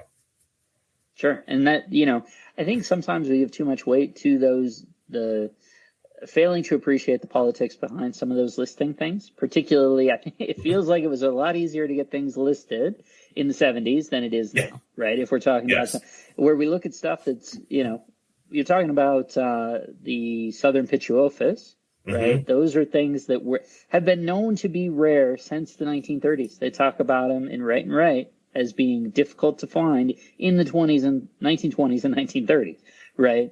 The idea that those things were not considered sufficiently uncommon to receive some sort of protection until the last 10, 15 years is a little bit wild, to be honest. I mean, it is the reason we have captive populations of those snakes that are doing well, right, and do mitigate any risk of trying to find one of those southern ghosts out in the wild. But it is, it's crazy that, like, that's not a data deficiency issue beyond the fact that pine snakes are, ghosts of their sandhill habitat. But that's clearly not what that is, right? That's not what we're dealing with in that context. Interestingly, those are there. A lot of the protection, both in terms of the habitat type that they require, and the features of, I should say, of the habitat that they require, and the fact that it is protected, align with military reservations. And yes, there's definitely commonality to that in terms of the features of that habitat use, shall we say, and what that creates in the habitat phenotype and their preservation and protection. No, wholeheartedly. Military bases, especially in the Southeast and the Gulf Coastal Plain, thank God they exist. That's all I got to say. I mean, it really, yeah, absolutely. I was thinking about it the other day in the context of, our South Carolina buddies associated with the THP network and all that stuff. And, hey, I want to go, if they ever ask me about where we go look for a pine snake, I certainly have ideas, and it's, not on that property, but maybe close by. Yeah, no. And I've been fortunate enough to get on a lot of those bases, and they have wildlife managers whose job it is to control them, and they can be some of the best southeastern habitat, like legit turkey oak, scrub, longleaf pine trees, which we don't really ever get to see anymore because they were it's all the blah blah stuff. Yeah, there's like 50 to 100 acre plots, tracts of those in places in Georgia and South Carolina on military bases. It's pretty freaking. If you ever get the chance to go on them and you want to volunteer or help with those, I think you should put the rest of your life away and do it, because I can tell you that I thought I knew what longleaf pine forests look like. And then I went on one in a military base in South Carolina and was like, whoa, right. This is crazy. And it was like, that's the habitat, indigos and southern hogs and southern pines and gophers and gopher frogs, like all these things were there. You're tripping over pygmy rattlesnakes. They're so common, it was ridiculous. That record would turn it up immediately for you. Yeah, there you go. Yeah. And, you just got to be okay with them dropping a bomb on it every now and then. Or maybe a tank can go through it like once every 5 years. Mm-hmm. But like they're so large that it's enough forest to get the whole ecosystem function piece. Like a lot of state parks aren't that big. Like they're big to us, but for the ecosystem, it's not big enough. But these, 50,000, 75,000 acres, that's big. And so when you start burning it and doing things like that, you actually see the ecosystem get restored, because you have a natural fire cycle where you can imitate lightning strikes and things like that. But yeah, no, super cool stuff. Seems like a lot of protections too are almost protecting them into oblivion, where they're not addressing the problem. They're just saying these are rare. We don't touch them, get away from them, but they're not solving the issue of why they're disappearing and why they're rare. It's because their habitat is gone, and so of course you're not going to find them here because you cut down all the trees in the 1930s and replaced them with this other that's not suitable for their habitat. Grows differently, and you don't burn it, and all these things. Or Western Australia, you can't pick up a snake, but you can strip mine it to center. Or you can run it over on the road. There's the Everglades is that way. You're not allowed to harass. You're harassing wildlife when you're shuffling it off the road. But you can drive 80 miles an hour. I don't want it to be obliterated on the damn road. You know what I mean? Right. So bureaucracy definitely can get in the way a lot. And I can say as a conservation biologist here, vast majority of animals are going to be massively impacted by habitat, way more impacted by habitat destruction, fragmentation, degradation than they're going to be by collectors. It's just the few species where there's just not many, or it takes a long time for them to reach sexual maturity, or they have low carrying capacity to begin with, they will be impacted by taking a few. And I'm not advocating taking them. I don't want this to be misconstrued by anybody. Right. I'm just simply saying that habitat destruction is way more important for impairment than over is collection obviously a for problem most. too. Yeah. Right? Yeah. You know, Well, and that's you look too like at, some things that are, don't touch them. They're disappearing here, but they're commonly bred in Europe. You've got San Francisco garter snakes coming out of their ears. And we could, I guess the pine snakes are a great example of that, where we have a stable, healthy population of pine snakes in herpetoculture, but you don't touch them. Don't even go near them in the wild because they're rare and endangered. And I guess the point is, who's going to go out and mess with those and collect them if there's a suitable captive bred population, unless there's some kind of genetic crash or something like that. Yeah, I don't think that but somebody would probably on the conservation side get that. Right. Some do, others don't. And it's been kind of interesting. One of my favorite games to play when I go to these meetings is, everybody listening to this knows me for snakes and CCR and all that. But in my professional world, I'm wearing it on my sweatshirt right now. I'm the crayfish guy. Mm-hmm. And so I'll be sitting there and somehow it'll come up in conversation at least 2 or 3 times a year with all the things I go to. And it'll start somehow it's always reptile people. And then I don't say a word. I just keep eating. I'm like I just want to it's like, I feel like a spy. Like I'm just going to hear what their perspective is. Yeah. And it's almost always that those people that keep snakes, they can't be trusted, or they're and then I've about half a dozen times been like, well, I do that. And the butt pucker is wonderful to watch. And they're like, no, you don't. And then I get my phone out and I start scrolling Instagram. So I think it is almost our duty, if you are one of the people that are, I say to everybody, are you a bad witch or a good witch? Right. If you're a good witch, you need to let the world know that there are good witches, and you need to talk to these people, right? And let them see that there are actually herpers and herpetoculturists that don't want these things. I got into a great big conversation about 2 months ago with somebody in the AZA world, and they were talking about how herpetoculturists are catching all these box turtles to ship over to Asia. And I was like, I don't think they're doing that. There might be 1 or 2 or maybe a handful of herpetoculturists that do that. Right. But all the people that have been busted in West Virginia were people that were contacted by people in Asia through Facebook Messenger, and they had no clue box turtles were rare, and then they were told, I'll give you $15 for each turtle you ship me, or each turtle you ship to this guy. They don't keep turtles, right? And so I educated them. I was like, I think the reality of it though is this, and then I explained, as a herpetoculturist, I don't want an emaciated, parasite laden critter that's going to die if I can spend an extra $25, $50, $100, get one that's born in some guy's basement, is eating frozen thawed mice. That's a better investment. I don't have to worry about that animal dying. And when you explain that, you can actually make some inroads with some of them. Some of them got their mind made up, and you're public enemy number 1, no matter what. But I would honestly say most of the conservation folks, if you have you're not an ass about it, you have a nice conversation. And I also remind people, do you know how many biologists became biologists because they had a crested gecko in their bedroom when they were 10? Right. Or they watched Steve Irwin or things like that. Yeah. And technically they're a keeper. Right. So you can't just say all these people that have, with a broad brush, all these people that are doing this are bad.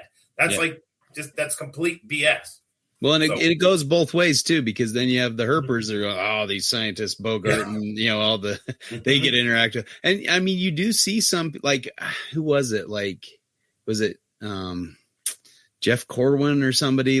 Nobody should be able to do this, but me Licensed kind of thing, Yeah, exactly. Like don't let some random person have this amazing experience. It should only be done by, yeah. So it I think it does go both ways, where we kind of, there's this infighting that shouldn't be, between zoos, academics, and herpers. It's kind of like, that's kind of what I've dedicated the second half of my career to, is literally like I somehow am in all of it now. I have a PowerPoint where I put up a Venn diagram of all the facets of herpetoculture, and it's academia, zoos, private sector, conservation, and then the next thing I hit is my face, and it pops up right in the middle where all the circles overlap, because that's right. And I think I've heard the positives from each side. I've heard the negatives from each side. And if you ask most herpers, we all kind of fit in that same Venn diagram for the most part. You might have less in this area, but it might just be because you don't know how to contribute to that area, I mean, I think in a lot of ways, the really good field herpers might know things that the biologists don't know. They absolutely do. They can definitely help. And there's plenty of examples of that. But at the same time, the academics kind of make it difficult for the herpers to contribute. And you need me more than I need you kind of attitude, or I'm going to take what you're telling me and just kind of cut you out, or things like that. That definitely happens. It's not great. Yeah. Yep. So that's the trick, I guess, is to, let's just all work together. Yeah, can't we all get along? Well, in Ocean County, Northern Pines are certainly way more available on Morph Market than they are in Ocean County. In terms of even just the experience to go photograph one. It's right. Like that's absolutely true. It's way cheaper than it is to, go to the Pine Barrens 5 years. 5 years. Oh yeah, and I have those, and I can flat out tell you, I would much rather have a captive bred one than go to the Pine Barrens, lose all my blood from all the insects, and pull one out that's going to just be hissing and biting, and Right. Now, unfortunately, there is probably a snake guy out there right now, or gal, that's like, I could just go there when they're hatching and get a bunch and go to Hamburg, or whatever they call Hamburg now, and put them on my table. And that guy is the guy we all need to call out when the opportunity, like, I think just turning a blind eye. No, I think there's something to be said about being like, that's wrong. Right. Or God forbid, now that I might piss people off, maybe be the person that's like, hey, Joe Schmo is actually poaching pine snakes. He's going to be at Hamburg on Saturday. Right. You might want to go say hi. Like, I have no problem doing that. None. Mm-hmm. Absolutely none. Well, because I want to advocate for the guys that are captive breeding their stock. You know what I mean?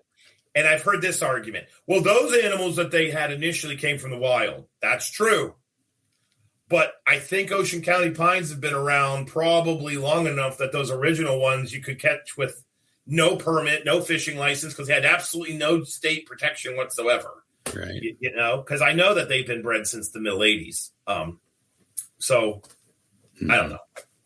Well, and to that point, actually, so Zach, one of your students had reached out to me asking about the fabled Inornatus article in Reptiles magazine that was so inspirational to me. My, memory going on 30 years later had been a little confused. I was framing that as a June or July publication, but it was actually December, I think, of that first year. So it was a few months, 6 months later than I thought it was.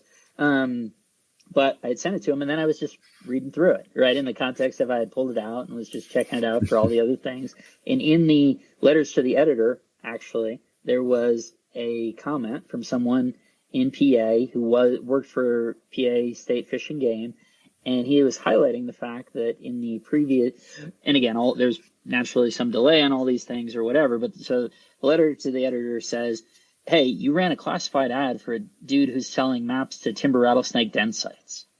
And they hadn't picked up on that. It hadn't been caught sort of in their process. And, the letter to the editor also noted that this person had gotten in trouble for illegally interacting with timber rattlesnakes in Pennsylvania and all this stuff. And, the response was, yeah, absolutely. Sorry. We didn't do good enough. We shouldn't have run that ad. We didn't check, we didn't realize that was what was happening. Didn't catch it as a part of our process onboarding it. We have pulled it. You know, and then they published the editor highlighting the fact that all that had happened. So that was funny. Just sort of that I randomly happened to run into that, you know, going on, you know, whatever, 27 years later or whatever, based on the fact that your student had reached out, hey, can you know, take me pictures of those articles or whatever? And I was just looking at it and said, hey, this is actually on point to exactly what you're talking about, right? For someone engaging in that sort of problematic engagement activity. Right. Yeah, no, totally. So we just police ourselves. That's all. And then when we do good, we got to celebrate the good, because we are really good at flaming the bad. But I think that when we do good, that needs to be put out into the ether as well. So there you go. Sounds like we're at a conclusion, or anything else to add there? Okay. My big thing, I was on Joe DeStefano's show, which is Collubric Corruption Radio. I know I think you've been on that, Rob. And he was asking me hard questions because I told him I wanted to go on and I wanted somebody to just really go at me, because I was tired of going on and people being like, Dr. Loughman. I'm like, no, I want like challenge, like let's go kind of thing. And he asked me, like, what do you think everybody in the herp community needs to do to be better? And my answer, and I'm sticking by it, is just freaking relax. Like take a breath before you respond that these scientists are just think about what the scientist is going through, and like that's their livelihood. And I think the scientists, when people are reaching out to them, they're not reaching out to them because they think they suck. They obviously are taking some kind of inspiration in what you are doing.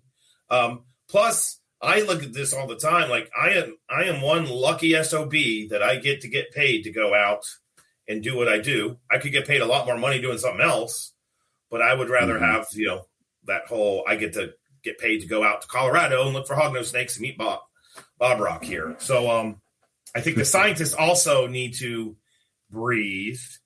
Don't pass judgment immediately. You know, engage. Don't blow off the email. Maybe talk to them on the phone. Make it personal, and then just kind of figure out whether or not they can, you know, this person can go. And if they can't, take the time to explain why. You know, you might actually get an ear of someone who's like, oh, I kind of understand it. I didn't realize that if I find the rattlesnake that has a telemeter in it and I start taking pictures, that might cause a panic response that makes the snake go out of the study area. Now this dude's lost data. You know what I mean? If that's not explained, we can't assume as scientists that people are going to understand why we get upset. Yeah. So it's just about communicating and talking. To be honest, that the implication of that is something that, even sitting here, I hadn't considered it within that context, right? Most of the consideration is through the framework of saying, sure, if we're talking about conserving a population, you know, and we're concerned about people taking an animal, right? An animal is always relatively fungible, right? N is better than N-1, but for the most part, that's fungible. But if that happens to be the thing that you're specifically tracking, and then that does cause a disturbance in the data for it to be entirely lost, I can appreciate your point as to that, right? That's a little bit more impactful than just saying, well, that also could have just been squished by a car, you know, or whatever it would be, right? Yeah, no, totally. And an example from Iowa. So, you know, we have this study, and the whole reason why, like, I'm doing the research that we're doing in Iowa is completely for two purposes. Purpose one, obviously, understanding natural history in community structure to then conserve that population. That's the primary reason why we're out there studying those snakes. But the other thing is, I'm a herpetoculture guy, so I want to gather up all this really cool data from nature and kind of present it to the herpetoculture community so they know natural growth rates, natural feeding rates, what temperatures they are throughout the day, what habitat they're using throughout the day, how to set up your rack better to mimic those temperatures. It's a really cool thing. And one of the things with this whole idea of like, well, I'm just taking one. When we started our study, the previous year, the people that worked there before us, they were fortunate enough to bumble into a bull snake clutch when it was coming out of the nest. And bulls are big enough as babies that you can put a pit tag in them. So they pit tagged the whole clutch, like 20 plus babies. Now, me personally, they told us that they did this, and they weren't like saying like, oh, it's amazing. It was just like, hey, we were fortunate. We got a whole clutch.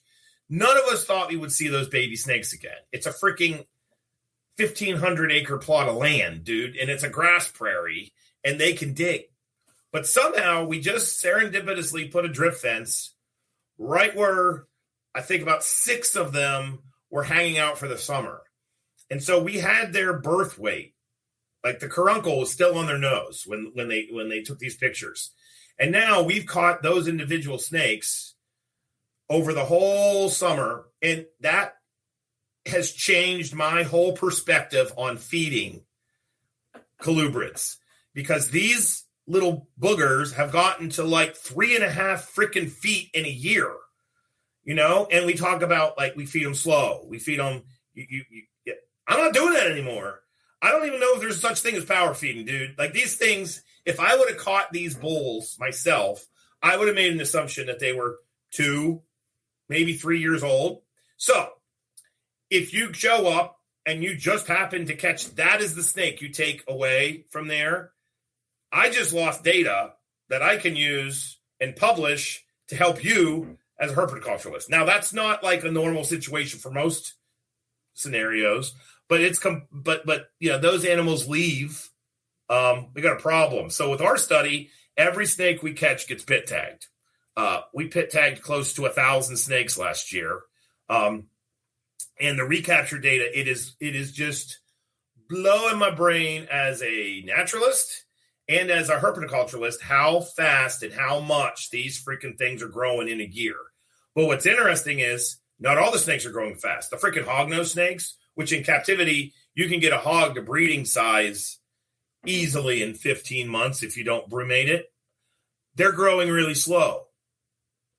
So, you know, maybe we're feeding them too much. If you take those things out, I don't have that data to share it with you as a scientist. So it's just also respecting the study sites. If you go to the long-term northern pine snake study that the book was just published on, for the love of God, leave the damn snakes there. Don't take one out of the wild. Like, right. That's a data point that's going to help you potentially. And so that's the final point I want to make is that if the scientists are doing their job, now not everybody does it this way. You know, a lot of people are just looking at genetics.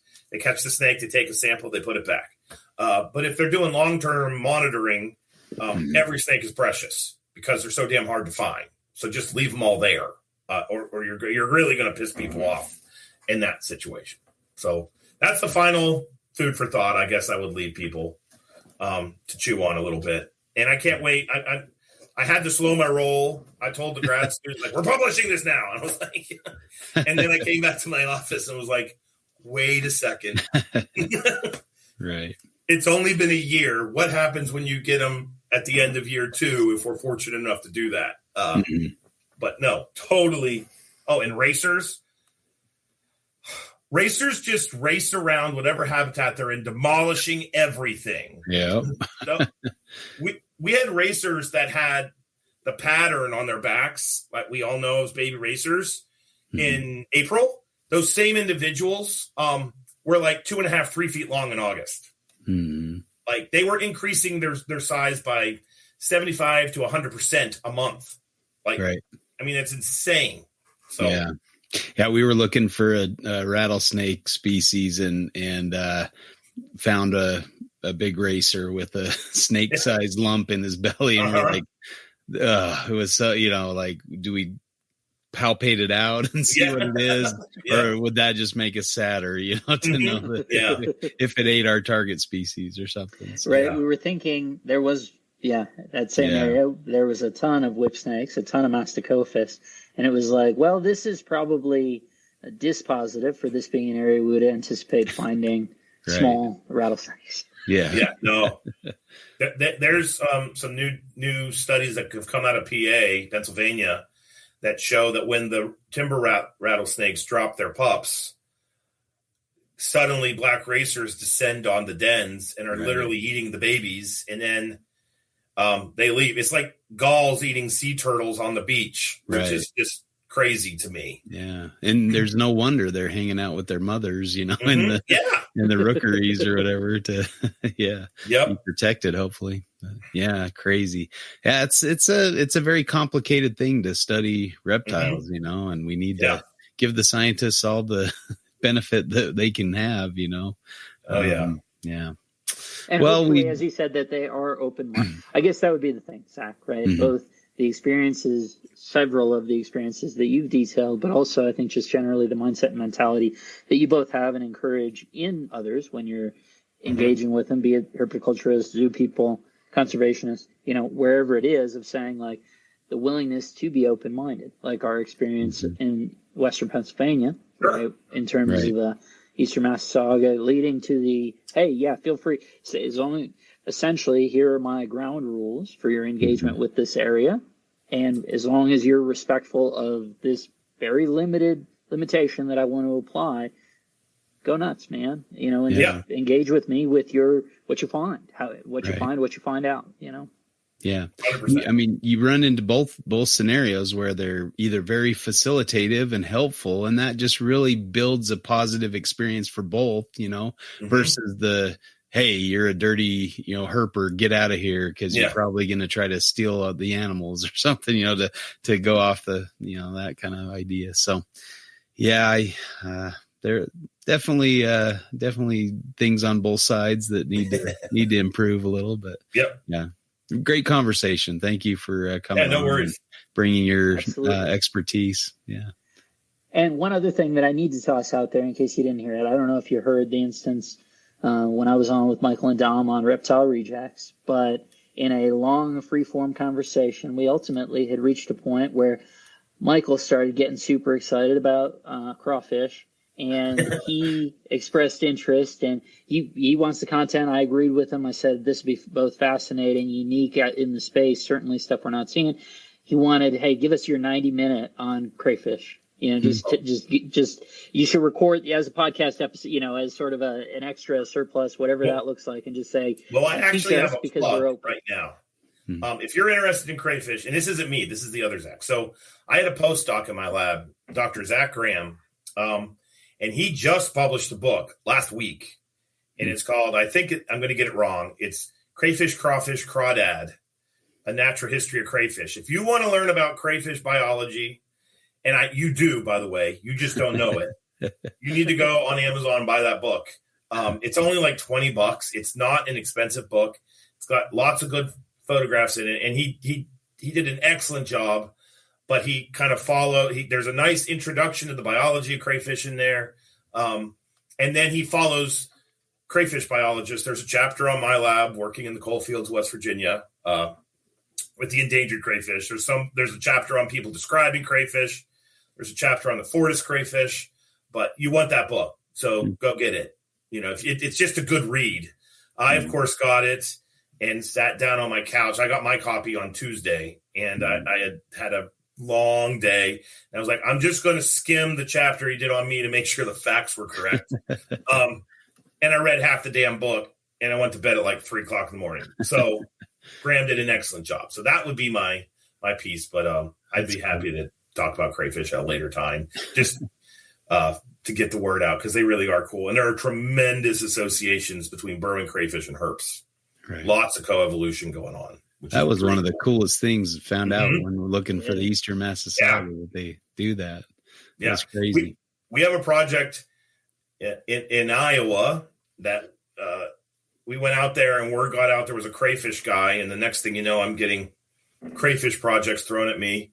But one that was like, I was like, yes, we're doing that, is there's a Massasauga population that's conveniently 25 minutes from our hognose population. I got to go out when they did the field surveys last year, which was like flipping amazing. But the thing that limits the Massasaugas is the crayfish burrows. Literally, however many crayfish burrows you have equals the hibernacula. And so they were asking, like, do you think you could add to the burrowing crayfish colony? And I had to do that. Ironically, full circle with the podcast, The species I was talking about that they destroyed the type locality collecting, there was a gas pipeline that was going through the largest population. And to the gas company's credit, that was a state-listed species that they did not have to put any money towards, but they chose to. And so they gave me a lot of funding to move the crayfish from one colony to a wildlife management area where there wasn't going to be any pipeline. So we figured out how to move burrowing crayfish. It's super easy, by the way. Oh, that's good. And they were like, so when they asked me that, I was like, yeah, I can do that. So now my two worlds for the first time ever are crashing together because we're going to be doing Massasauga surveys to figure out which colony has the most animals in it coming out of hibernation. And then we're going to try to make it bigger by seeding a bunch of burrowing crayfish on one end of it. So that's very cool. Yeah, very, very cool. I can't wait to do that. I'm the only human you're ever going to meet that can't wait to go to Iowa. Freaking love Iowa. So no one has ever said that ever. No offense to people in Iowa, but I've literally had people in Iowa say, "You really like it here?" I'm like, yeah, I do. Why do you want to come here? Yeah. Now, another question that I have for you, just in general, in terms of the world dynamics you have. We all, as reptile folks, know the experience of people engaging with us when we express our love for reptiles by talking about how they either hate reptiles or kill reptiles. Yeah. How do you feel about people talking about the fact that crawdads are delicious? I eat them. I eat the hell out of them. If you look at the Colubrid and Colubroid Radio Facebook page, Clint and I, when we were going to Pomona, we met in Dallas, and we went to the Cajun restaurant, and I love that touffee. I love jambalaya. I just don't eat the endangered ones. Right. Oh, okay. I eat the invasive ones. Yeah. I don't know. I think they all taste the same, to be honest with you. I get asked all the time, do you eat crayfish? I always say it's a good thing I don't study pandas. I would probably eat the hell out of them too. I don't know. we ate crocodile parm in Australia, and I've had alligator in the southeast. It's very tasty. Yep. Yeah. No, I will definitely eat crayfish. I just don't eat. I don't eat the crayfish that I study because I also understand how they biomagnify all the mercury and every other heavy metal in their environment. Right. There's this tradition they do in New Orleans where you rip the carapace away from the tail, and then you turn the carapace around and you suck on it. And no, do not do that. I'm ruining this for everybody listening. You are sucking in so many worms, hundreds of worms per crayfish head. They're all up in the gills. They're in the hepatopancreas, and crayfish are infested with parasites. Like they are the intermediate hosts for lots of things. Yeah. So first time I saw someone do that, when I knew what I was watching, it made me sick to my stomach. Like, I don't get sick. The tail meat, eat the hell out of that. But don't do that sucking on the head thing. No. Wow. No. Yeah. That's just rough. Don't do that. Well, we had when I was a scout, we had a overnight camp out, and fortunately me and another scout had done our overnight survival thing where you go and build a little shelter. And so we were away from camp, but back in camp, they caught all these crayfish out of the reservoir, cooked them up and ate them. And the next morning they were all vomiting and everybody was sick because they didn't cook them properly or something. But we were like, oh, we dodged that bullet. That's a hard no for me. Yeah. I'll eat the tail meat. I'm not doing anything else. Right. Right. Yep. Oh, good times. All right. Well, I guess people know where to find you, but maybe throw it out there for them. Yeah, sure. You can find me on Dr. Crawdad and Instagram. You can check out our podcast. I guess I'll do that. Colubrid and Colubroid Radio, part of the Morelia Radio Network, Morelia Python Radio Network, just like these guys. Yeah. And then the other thing is Clint and I have a new conservation fund that's funding all the research we're doing. And so that is the Colubrid and Colubroid Conservation Corps is what we call it. So it's our nonprofit, and it's gaining some traction. And all the money I use to fund all the research that we are doing for colubrid conservation. So awesome. I felt like that was worth plugging with this particular talk. Definitely. There you go. Yeah. Cool. Well, we appreciate you coming on, and we kind of like to throw out towards the end of the show, like any cool things that we've seen in herpetology or herpetoculture. Can take that opportunity to throw things out. But I listened to a couple really cool podcast episodes. One was herps and herpetology in Iran with let's see, what was his name? Nathan Kutak.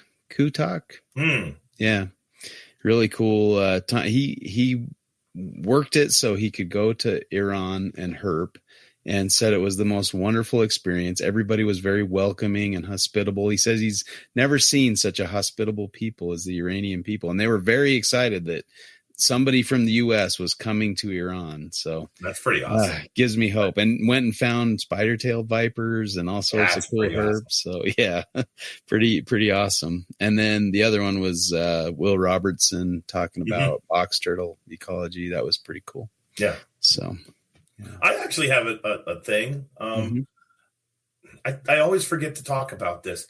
My graduate advisor, Dr. Tom Pauly at Marshall, he just put out the second edition of the Amphibians, Reptiles of West Virginia. Oh, cool. As in, I got my copy yesterday. And like this, arguably the single greatest moment of my career is when Dr. Pauly called me and was like, hey, do you want to be one of the editors? And I was like, are you freaking kidding me? Yes, I do. So I'm the last editor. Yeah. But I read the whole book like 3 times. So, but he did the thing where he had the kind of the resident expert for the species in West Virginia wrote the species account. Right. And then Pauly is where my love of natural history came from. And he was a massive proponent of field notes. He taught us how to take field notes. He made us write field notes. I still do field notes. And what's super cool is with each of the species accounts, it's kind of your classic state book. But at the end, there's this field notes section, and it's like individual accounts by individual people that worked with the animal about like, you know, in April of 2000, so-and-so found a coal skink nestled in a jumping mouse burrow. And cool. Then on so-and-so date in 2007, it had rained extensively, which led to a mass migration of this salamander. And I love that stuff. So you can get it on Amazon, but it's definitely, if you're in the Central Apps or the East Coast, you need to get that book. Very not cool. Just because I'm involved with it, but it's really good. I've had a horrible time going to bed because I got Graham's book on Tuesday, which was all about crayfish. And then yesterday, which was Wednesday, I got the freaking second edition of the West Virginia book, which I've only been waiting since 1995 to get. So it was just really cool to see it in its final form. So that's cool. Yeah. Yeah, so I guess my contribution. Speaking of field guides, my field guide's still in process. There you go. Cool. From Nipper and myself, and hopefully we'll see a blue line here soon. I was promised one, but yeah, it was. And now I think Bob is in Australia, so there you go. It might be delayed further. He said the editor got a girlfriend and hasn't been seen since, or something. So, oh dear. Yeah. There you go. Buddy. Yeah.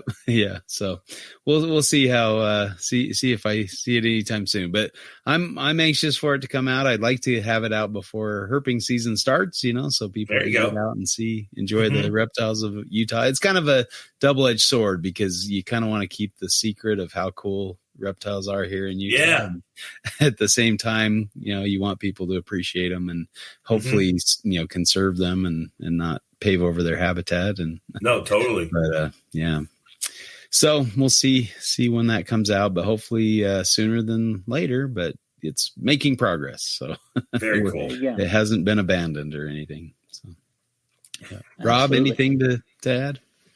Yeah, I guess in the same vein you were talking about, so much Pingle. Just listened to the Herb Science one with Justin Lee on Oligodon.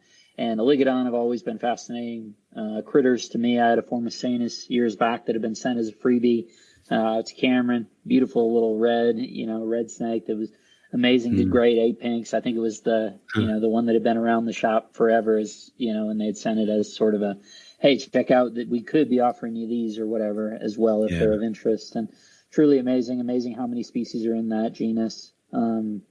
Just so many different niches we get in within the space. They're using those teeth to cut open eggs and consume the contents. They do the same, at least some of those species do the same thing with frogs and toads, and do the same thing, slice them open and go inside and eat the good stuff and then leave the husk.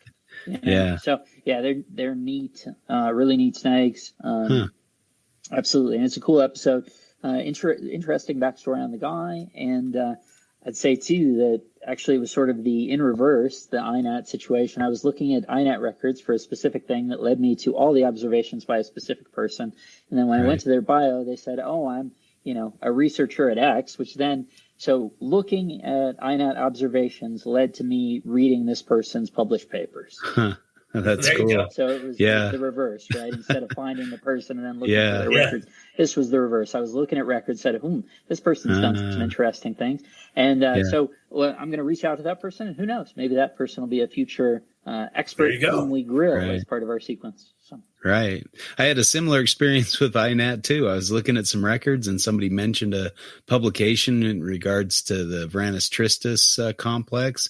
And so I think he'd gotten the authors wrong though. It was like a different author set, but they had done I think it was similar to the work with Antaresia, where they had a very similar, plot and things like that. But they identified like a diversity, of course, is what you'd expect anyway, with such a widespread species complex, but showed, potential justification for several different species within Varanus tristis or subspecies or whatever. I don't think they even went to the point where they named them or but they just showed kind of the relatedness or diversity or whatever. So it was pretty cool. Yeah, I didn't know that was out there, so that was kind of fun to read about. I love Australian varanids, so it was right up my alley there. But I didn't read the whole thing yet, but at least it's on my radar. I just found it yesterday, so your comment kind of reminded me of that. Really recent stuff that we've been looking at. Yeah, I'm still reading through those papers and things. So and there's so many things to read. I'm just behind as it is. I've got a lot more to read, so have to just add it to the pile, I guess. Cool beans. Awesome. Well, thanks again for coming on, and thank you. Thanks to the Morelia Python Radio Network for hosting us, and we'll catch you again next time for Reptile Fight Club.